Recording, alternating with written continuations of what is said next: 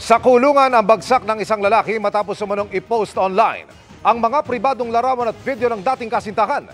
Pagdating sa presinto, nakatikim pa siya sa tatay ng biktima. Narito ang eksklusibong pagtutok. Tumakbo at nakipaghabulan. Pero inabutan din ng mga pulis ang lalaking ito. Pumalag at nakipambuno pa siya sa mga otoridad bago tuluyang mahawakan ng 4 na pulis na nagtulong-tulong na para siya'y maaresto at mapusasan. Kami sa likod.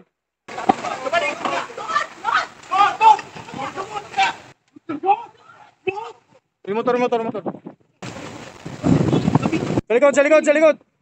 Kami sa likod.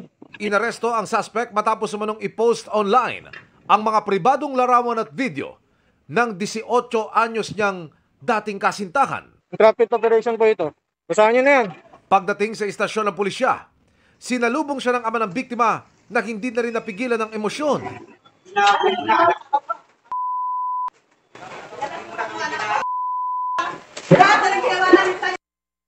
Ayon sa biktimang si Jean, 16 anyos siya nang makarelasyon ang suspect na nasa hustong edad na noon.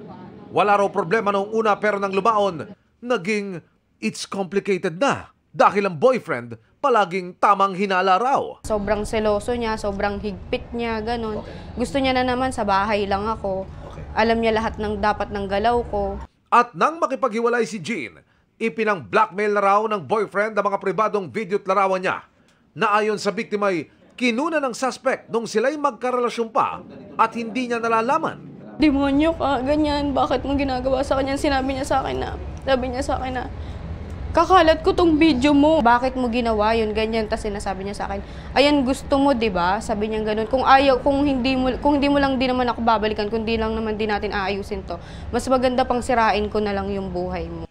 Sinubok ni Jean na mag-move on at kalimutan ng banta pero hindi lang nag-chat muli ang ex-boyfriend niya. Sabi niya, look at your My Day. Tapos pagpunta ko po dun sa My Day ko, naka-My Day na naman po yung picture ko na kita yung katawan ko. Wala nang alisan yan. Sabi niya ganun. Tapos sabi ko, kailan mo di-delete yan? Tapos sabi niya sa akin, di-delete ko yan pagkasama na kita. Pati raw mga kaibigan ni Jean, pinadalhan ng mga pribadong larawan niya. Dito na siya nagpasyang isuplong sa mga pulis ang suspect. Maraming beses po ako nagtimpe na huwag po kami umabot sa ganong sitwasyon kasi malapit din po sa akin yung pamilya niya. Ilang beses po ako nagmamakaawa na huwag mo naman gawin yan. Sabi ko ganun sa kanya. Sabi ng mga kaibigan ko na pakulong mo na yan. Pero ilang beses ko siyang pinagbibigyan. Kanina, sinampakan na ang suspect ng kasong paglabag sa VAUSI Law, Anti-Photo and Video Voyeurism Law at Child Abuse. During the time na nagsimula ang relationship nila, yung victim is only 16-year-old. Babala ng pulisya sa sino mang may ganitong kalintulad na pagbabanta sa karelasyon o kanino man. Mag-ingat po kayo dahil once na talagang in-spread nyo yung mga malalaswang photos and videos ng inyong previous relationship, mananagot po kayo sa batas. At we will always be there to help and assist yung mga mabibiktima nyo. Sinubok naming kunan ng panig ang suspect pero siya'y tumanggi. Gusto ko talaga makulong yung lalaki niya. Sobrang sakit talaga, sir. Kumbaga tinanggap po namin ng buong buo sa bahay namin. Tapos ang ending ganito po ginawa sa anak ko. Hindi naman po kami nagkulang pero bakit ganun ang ginawa sa anak ko? Bakit?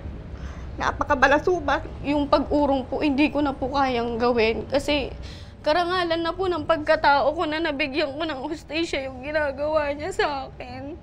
Para sa GMA Integrated News, Emil Sumangil, nakatutok, 24 oras.